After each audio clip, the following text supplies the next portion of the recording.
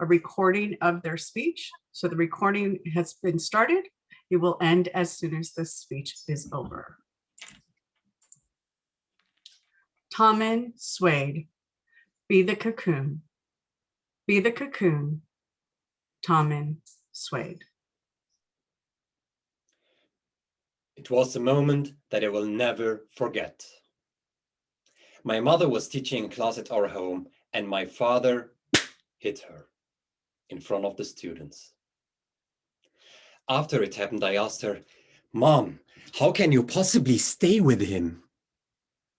And she said, "Boys will be boys, and it's a woman's job to keep the home together." Dear contest chair, fellow Toastmasters, and most respected guests, what you've just heard is not my story, but the story of Sidra, a young woman who grew up in a world dominated by men. I came across her story in the blog Humans of New York, and at the end of the story, Sidra is triumphant. But that beginning punched me in my gut. And it did so because I'm a man and a husband and a father. And I had to ask myself, why? Why do we men do this? Why do we hold our women down? And what are we afraid of losing? Reading Sidra's story made me also reflect about my grandfather, who impacted my life by raising two strong women, my mother and my aunt. Many years ago, my aunt went to perform the Muslim pilgrimage in Mecca called the Hajj. In the mosque, there is a big black cube called the Kaaba.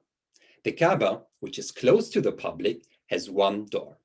That door is elevated 7 feet above the ground, meaning you need a ladder in order to get inside. While my aunt was encircling the Kaaba, she noticed that not only was the door open, but there was a rope hanging there. The woman she grabbed the rope and climbed inside of the Kaaba. When she wanted to start a prayer, a male security guard saw her, and he shouted, "Hey, woman, what are you doing there?" She stayed very calm, looked at him and said, "If God invites me to his house, who are you to ask this question?" He couldn't say a single word. She then continued her prayer, grabbed the rope and slid down like a boss. And there are rumors that to this day, the very same God is standing at the same spot with an open mouth. Yes, my aunt. She has the courage of a lion. Now, let me tell you about my mother. She was a teenager back then in Syria when my uncle, her older brother, became more strict and stern in practicing his religion. So he asked her to put on a headscarf, even though she didn't want to. My mother was a very pragmatic person, so what would she do? When she would leave the house, she put on the headscarf. When she went around the next corner, she just simply took it off. And of course, at one point in time, he noticed that. So my uncle asked her about it. The question became an argument. The argument became louder and louder until my grandfather heard them. He stepped into the room and then he said to my uncle, "Son, your sister is free to do whatever she wants to. You, as her older brother, are here to support her and not to command her." So my grandfather lectured his oldest son in front of his daughter. But more importantly, he strengthened her back. She walked upright throughout her entire life. She was the rock in our family and she was beloved in our community. When she passed away, more than 500 people came to bid her farewell. I wouldn't be the man I am today if it was not for her. But I also want to believe that she and my aunt might not have been the woman they were if it wasn't for my grandfather. We men lose everything when we hold our women down. We don't just lose our dignity, but we lose our right to be part of this fabric called humanity. But if we support them, we weave a fabric that is unbreakable. My ancestors made me aware of that. Feedback from my friends made me see my own flaws. The birth of my daughter made me feel it in my core.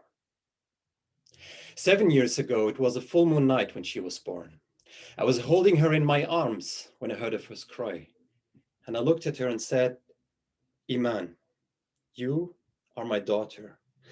This world is full of wonders and challenges. I'm here to protect you from the things you aren't yet ready for and cheer you on when you're ready to tackle them. There is no challenge in this world that is too big for you.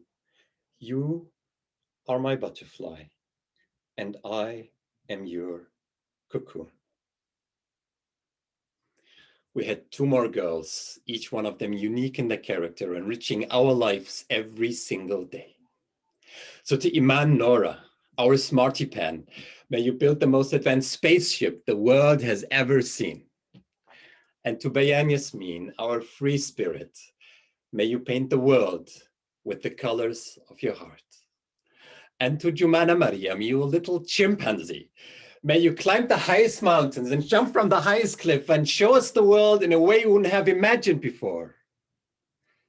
And to all the dads out there, take care of your girls because they're in your care only for a very short time. Give them the time they need inside the cocoon, and then let them leave at their own pace and watch how they spread their wings and fly and change the world with the flaps of their wings. Thank you.